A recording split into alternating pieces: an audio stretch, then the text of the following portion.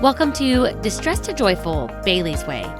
I'm your host, Bailey Raber, here to enlighten you and the rest of the world about one of the most misunderstood mental health disorders out there, bipolar disorder. In each episode, we'll learn more about my personal journey with bipolar 2 disorder, how I've struggled with it, and how I've learned to overcome those struggles. Together, we'll laugh, we'll cry, and most importantly, we'll have fun. You'll leave each episode feeling hopeful and stocked full of useful information on how you can better yourself and the world around you.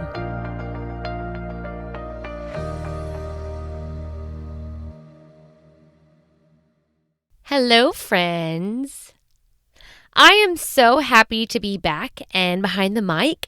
I have missed you guys. I have missed podcasting. I have missed all of the things.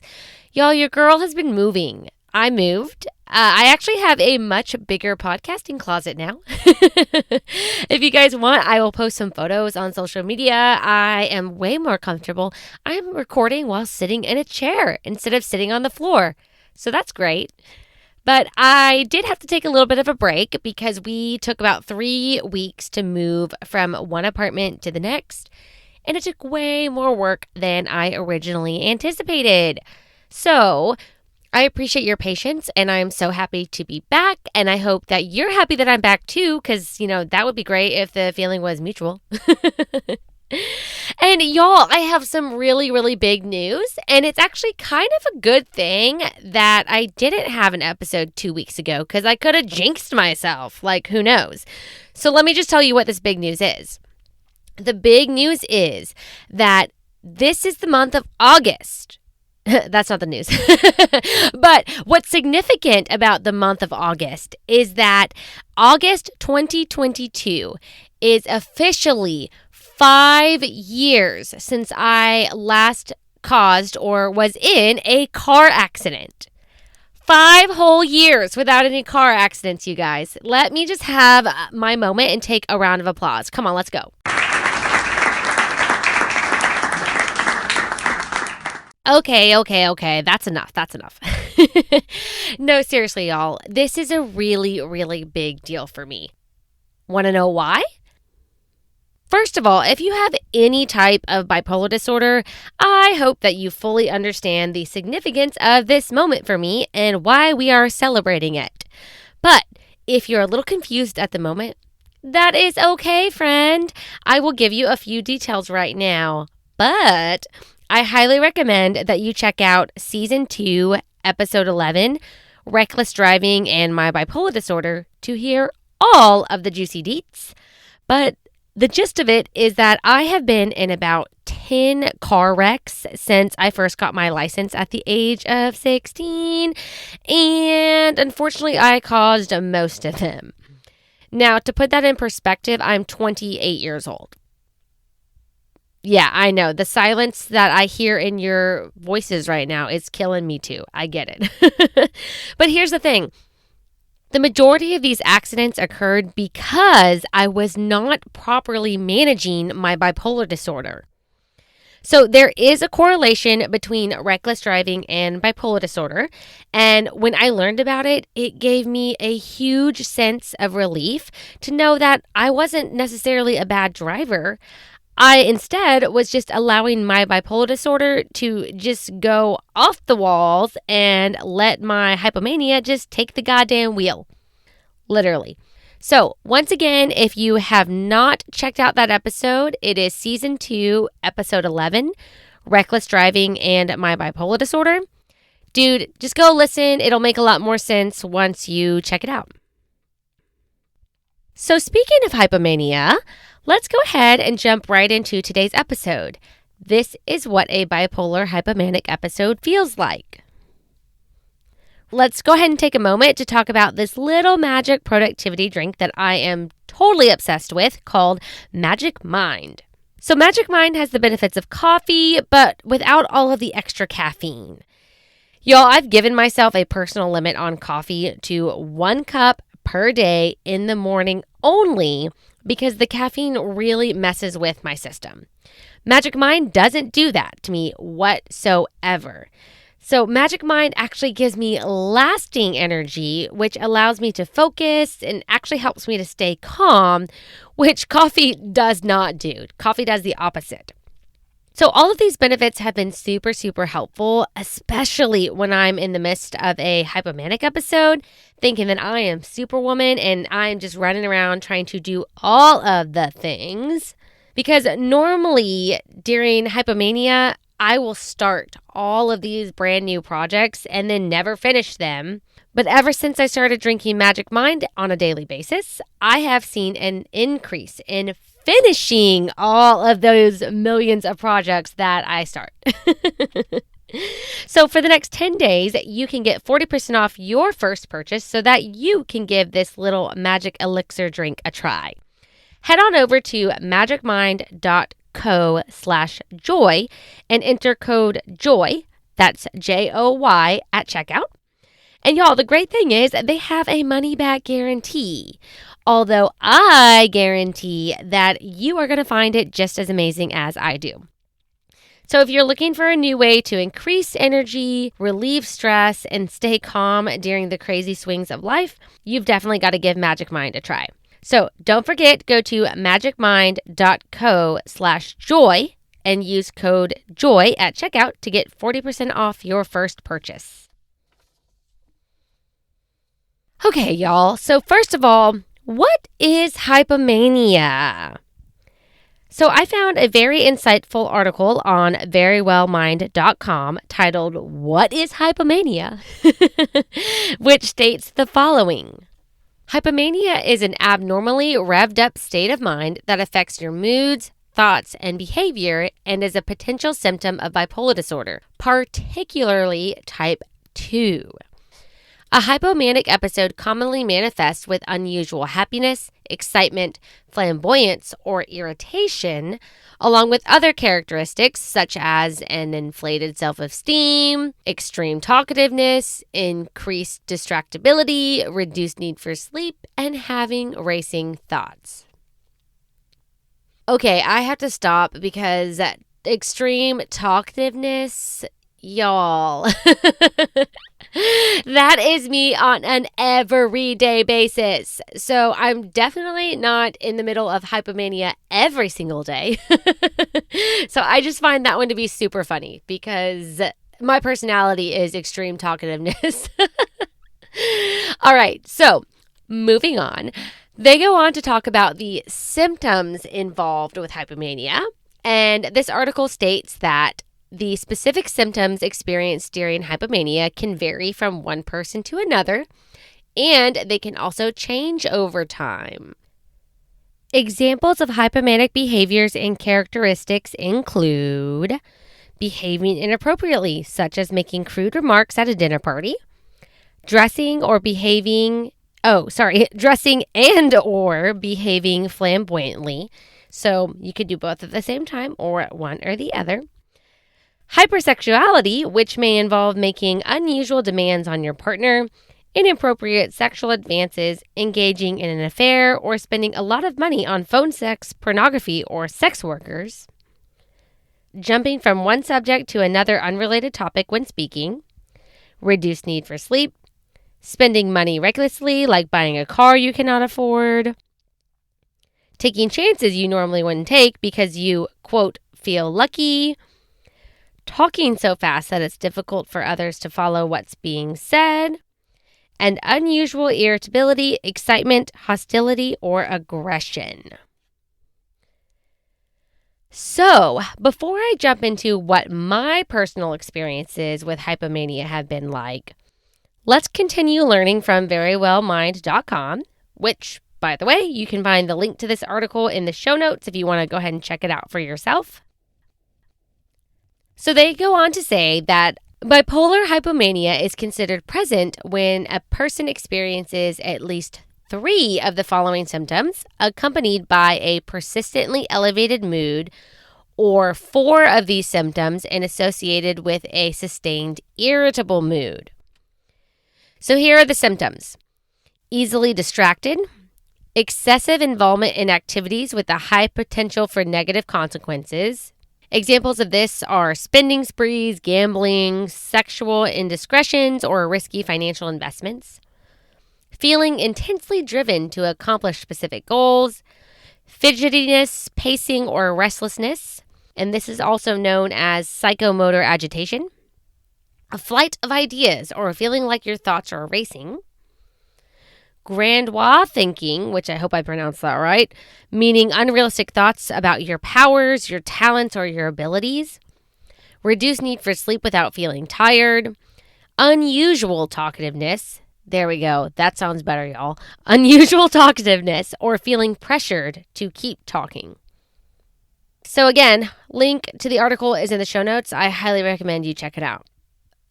But y'all should know by now that I've got to throw in some comedy. So let me take a moment to laugh at myself when it comes to these symptoms. So listen, when it comes to being driven to accomplish specific goals, which is the third symptom that I listed, y'all, I pretty much always feel intensely driven to accomplish my goals. Unless I'm in the midst of a depressive episode. Therefore, this article seems like it's trying to tell me that I'm feeling hypomanic all the fucking time. Another thing, I like to discuss symptoms of bipolar disorder because, y'all, this article is absolutely correct about one thing. Everybody experiences their symptoms differently. Everybody does. And so just because something you've experienced is not on this list doesn't mean it isn't a symptom. And the flip side to that is just because you haven't experienced everything on that list doesn't mean that you don't have bipolar 2 disorder.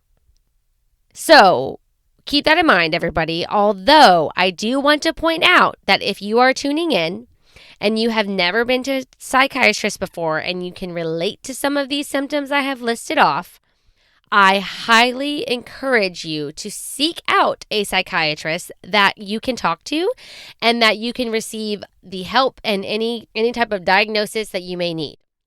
So just to, cover my ass, I am not a psychiatrist. I am not here to help you self-diagnose. We're not doing that. No.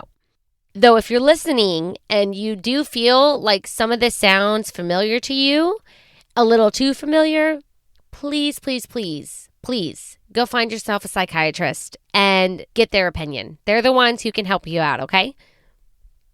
And guys, remember that we all need a little help sometimes. And seeking help is a sign of strength. So please show me your strength and seek that help if you need it, okay? Okay, so now that we've read out what verywellmind.com has to say and have learned a thing or two from them about hypomania, let's have a little story time where I tell you about some of my personal experiences with bipolar hypomania. So the spending recklessly. Oh my God. I can relate to that one so hard, it hurts. And it hurts just thinking about it. So guys, I went through this phase right after high school where I was obsessed with Coach purses. You know the brand Coach? Yeah, those purses. I don't know why. I became obsessed and I became hyper-focused on that. And I just had to have a purse and a new one all the time. So I knew when I was in the midst of hypomania, I didn't know at the time, but looking back, I can see that I was definitely in the midst of hypomania because I would go spend my rent money on a Coach purse. And I would go and oh man, it just makes me so mad looking back at how much money I wasted on Coach purses. And most of the time, it was hypomania had kicked in, but it was usually after I had been waiting tables because I did that for about 6+ years as a second job in the evenings. And I would always have a day job during the day for the most part. But normally these big spending sprees would occur right after I had received either a massive tip from a single individual or I had a really great weekend and made a shit ton of money in like 2 days. And now I'm like feeling on top of the world. I'm feeling so lucky, and I'm like, you know what? I can go buy a Coach purse because this money's going to come back. I'm going to make this money again next weekend. It's going to be fine. I can go spend my rent money on a Coach purse. Guys, that was never the case. Ever. I would spend the money, and then the next weekend at work would be shit. And I'd make like $50 on a Friday night. And then rent was due on Tuesday. And it's like, oh my God, I just spent $200 on a purse thinking that I would make up for it this weekend, and I didn't. And now rent is due. FML. Oh, those were some of the biggest ones that I can definitely go back to and remember. And actually, I do have an entire episode. Give me 1 second. I'm going to tell you exactly what episode it is. I'm going to pull out my handy dandy cell phone to go to Apple Podcasts. And I wish I could remember the name of every single episode I've ever made. But if you guys ever expect me to do that, just do yourself a favor and remove that expectation now. So the episode where I talk about, it's called Manic Spending Sprees. Let me tell you what season. Season 2, episode 12. What? Oh, wow. The irony of that, because I talked about episode 11 earlier in the announcements. Yeah, so season 2, episode 12 is called Manic Spending Sprees, and I go into a lot more detail about my issues with spending money during Hypomania episodes. Yeah, that was always a big one. Another one that I have not touched on before, which I'm thinking about creating an entire episode devoted to it. So honestly, if some of you guys could just reach out to me, either my DMs on Instagram, you can find me on Facebook. I've got a Facebook group, and also you can email whatisheybales@gmail.com. That is whatisheybales doing@gmail.com. And if you guys could tell me if this topic that I'm about to briefly discuss would be something that you're interested in hearing more about. So the topic is hypersexuality. Oof. Oh, that's another cringy one. And I think I haven't brought it up because honestly, I look back and I cringe a lot when I think about how hypersexuality was one of the biggest behaviors that I engaged in during hypomania. And so hypersexuality, if anybody needs a little further explanation, is kind of what I said earlier, what Very Well Mind said, which they listed it as you make unusual requests on your partner, inappropriate sexual advances, engaging in an affair, spending a lot of money on phone sex, pornography, or social workers. So for me, hypersexuality was none of those things. I didn't have a boyfriend most of the time during all the chaos. I had one, but I never really made unusual sexual demands on him. Definitely not the affair. Definitely not spending money on sex. God, I'm way too cheap for that. No, for me, a lot of what it involved would be, I would have, a fuck buddy or two. I'm sitting here cringing as I'm telling you this, but you know what? Let's just do it. So for those of you who don't know what a fuck buddy is, that is somebody that you reach out to and have sex with them. And that's about it. You're friends with benefits. So you're just friends, but you have sex. Cool. Hope I don't have to spell that out anymore. So there have been many of those in my past, and I'm not proud of them. Let me just be clear. I'm not proud of them. But when you're single and you think that you never want to be in a relationship because you think relationships are overrated, but you have lots of sexual urges, most of which being from hypomania, which you didn't even realize at the time, you want to find a source. And guys, masturbation can only go so far.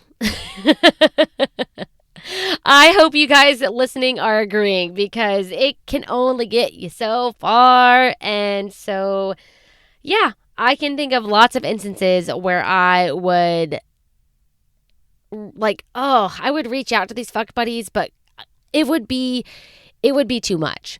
Like, I would get mad if they were busy, or I would call them 5 times because they didn't answer back my text, or just some just out there bullshit, just being ridiculous and dramatic because I just had to have sex. I needed sex. And I look back and I cringe a little bit. I do, because that is no longer me whatsoever. But I'm sad for that girl. I'm sad for the Bailey who was so out of control with her bipolar disorder that when hypomania would come around and it would kick into high gear, that I would seek out sex. Like, that was something I needed, and I needed it now. And I needed it from this guy over here with the big dick that is my fuck buddy, because that's what I need. And I'm sad for that girl because a lot of the fuck buddies, I ruined all of those friendships. Not just because we were having sex, but because most of the time it was with somebody who didn't fully respect me as a person, who would never date me. They made it clear they were, unfortunately, and I hate this, but a lot of the guys, they were very attractive, and I was very overweight at this time. And so they would never want to be seen with me in public. They would never want to actually go have dinner with me. They never wanted to take me places or be seen with me. But they wanted to fuck me because I was available for that. And so what makes me sad about that is the lack of respect for myself and allowing people to use me like that. But, I kind of did the same to some of them. So I'm not completely innocent here. I did a little bit of the same. Although I got hurt a lot because a lot of these guys, like I said, they had hot bodies or beautiful faces or whatever. And they, quote unquote, appeared out of my league because I was, the fat girl at the time. And so I got hurt. A lot because these guys didn't want to actually date me. And that's why I put up this wall and was like, you know what? I'm just going to have sex with these guys and that's it. And I am a badass, single, independent bitch and I don't need anybody else. And I'm sad for that girl because now that I'm in such a wonderful and loving and caring and supportive relationship with my partner, Monish, I could never imagine going back to that old girl, that old Bailey who allowed bipolar disorder to control her life and control her behaviors and engage in sex with somebody who did not give a fuck about me. To be honest, guys, I'm very, very, very fortunate that I never got pregnant by any of these guys because had I did, they would have just fucking left me high and dry. They would not have cared and I would have been fucked. Literally fucked, like double fucked. How about that? I would have been double fucked and not the good way. So, yeah, I mean, that's all I've got on hypersexuality today. Like, I can't even say the word correctly. I'm over here stuttering. Y'all got me all nervous. I brought this on myself and I'm still nervous. But if you guys want to hear a little bit more about my situations with that and how I overcame that, because I did. I got to a point where I stopped having sex cold turkey, and didn't have sex again until I got into a stable, loving relationship. And it's crazy. It's crazy looking back thinking that I just fucking gave up sex. But I'm happy to talk more about how I worked through all that, how I no longer allowed hypomania to control my life, and the healthy things that I did to turn the tables around, do a 180. All right, so we're going to change the subject a little bit and move forward, and I want to mention that I found some really cool fun facts at the bottom of the Very Well Mind article that I continue to reference throughout this entire episode, where I don't talk. The article talks about holistic approaches and lifestyle changes that can help in the treatment of hypomania. Wow, that's literally actually what I just said, except that was in their words and mine was in my words, and we're all on the same page. So crazy. So the reason why I find this section of the article really cool is because I've actually been engaging in most of the things that they list for the past few years. And I can fully say that I have seen a decrease in the frequency and intensity of my hypomanic episodes. Woohoo! I mean, I kind of already spelled that out, but I'm just reiterating the point here. And this is what the article recommends. So they think that you should avoid stimulants that could act as triggers, such as caffeine. Wow, we are going full circle today because we talked about caffeine and Magic Mind earlier. That's wild. All right. Caffeine, sugar, those should be avoided. Oh, and it also says loud, crowded social scenes can fall into the same category of stimulants. That one is interesting, but I guess it does make sense because if I'm in a loud, crowded social area and hypomania is kicked in, ooh, my little introverted. Oh my God, I'm an extrovert. I'm all jumbled up, y'all. I got real nerves today. So my extroverted self thrives in loud, crowded social scenes. Oh, I just love being around people and meeting new people. So that could be a stimulant that could trigger hypomania. And it makes perfect sense. It unfortunately makes perfect sense. So they recommend that you should eat meals regularly, that you should exercise daily, and that you should get 7 to 8 hours of sleep each night.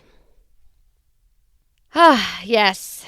Guys, once again, the last three specifically, well, I mean, I do avoid caffeine. We did talk about that earlier. But I do eat healthy meals on a regular basis. I'm going to add that word in for my own thing. I exercise daily for the most part. Don't check my Apple rings for the month of August. This was a shit show month. And I don't get 7 to 8 hours of sleep every night because, y'all, I really only need 6.5 to 6 to 7, 6.5 on average. So here's the thing. When they say getting 7 to 8 hours of sleep each night, really what they mean here, guys, is that you're getting sufficient sleep every single night on a regular basis. So if you're like me and you're high energy and you really don't need a whole 8 hours, don't feel bad. Don't try to force yourself to sleep longer because you, quote unquote, think that you have to in order to help your hypomania. That's not the case. We are all different. We're all created differently. Some of us need 9 hours of sleep on a regular basis. Monish would probably say that. He'd probably say 10, actually. And then some people like me only need 6 to 7. There are some people who need exactly 8. And what's crazy, y'all, my therapist told me that there are a very, very, very small percentage of this world who only need 4 to 5 hours of sleep every night, and they can function perfectly like a everyday average human being.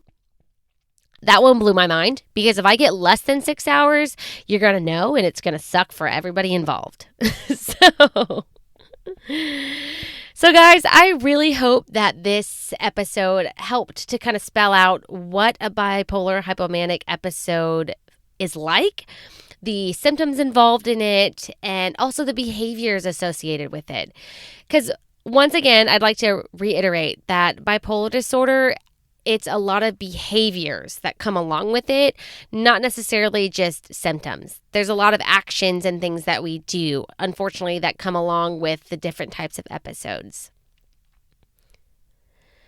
So, we're going to full circle once again, and I'm going to remind any of y'all listening that if any of this sounds very familiar to you, a little too familiar, I highly encourage you to find a psychiatrist or a therapist, either one, start with one of them at least, and get the help that you need.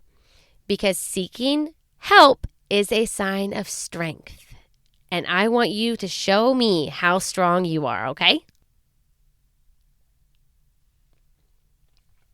It's time for What a Weirdo!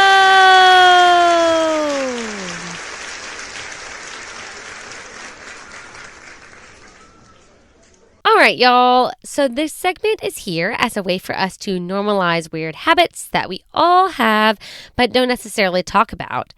And it's a way to create some wholesome laughter at the end of each episode as we sometimes discuss some very difficult or uncomfortable topics like today. Cough, cough. So, y'all, we all have some weird habits, and my hopes is that you'll be able to say, hey, me too, when listening to this segment, and that it will help you feel less alone in the weird shit that you do. So if you've been tuning into the show regularly, then you've likely heard all of my weirdo habits. So now it's time to send in yours. And today we have an anonymous submission from the website that reads, I like the smell of my own farts. That's literally all that was said. There was no nickname. There was no nothing. I'm like, okay, all right. Well, unfortunately, I cannot attest or agree to that. I wish I could, but I really can't. Oh, man. But you know what, Anonymous? I commend you for coming forward and submitting that because I guarantee you someone here listening does agree with you. And even though I can't, someone out there does. And I appreciate your bravery. So thanks for sending that in. So what weirdo habits do you have? Send in your anonymous submissions by heading on over to whatisheybellsdoing.com/whataweirdo. That's whatisheybellsdoing.com/whataweirdo. You can also send me an email at whatisheybellsdoing@gmail.com. Or you can slide directly into my DMs on Instagram at distress2joyful_Bailey's All right, so in the next episode, we're going to discuss how to support a loved one in the midst of hypomania. So y'all, this is something that I've really had to teach my partner, Monish, all about because hypomania is so specific to bipolar disorder and typically bipolar 2 disorder that he literally had no idea how he could support me during these episodes until I sat down and explained some things to him. Which, lucky for you, I'm going to do the same for you in this next episode. So I promise you don't want to miss it, which I say every single episode, but it's true, you don't. And thank you for tuning into the show. If you guys haven't already, head on over to Instagram at distress2joyful_Bailey's and give me a follow. Also, head on over to the website, whatisheybellsdoing.com, to check out the show notes from this episode and dig on into that Very Well Mind article that I have referenced 80 million times. If you enjoyed this episode, help spread the word by leaving a rating on Spotify or writing me a review on Apple Podcasts. Y'all, I want to hear from you. And I also want to give you all shout outs at the end of this year via an entire episode like I did at the end of season 2. But I cannot do so if y'all don't leave me some more reviews. So help me help you because I want to shout out you. I do. Lastly, don't forget to hit the cute little subscribe button to stay up to date with all of the new episode releases. But until next time, take it easy, stay grateful, and be joyful. Bye!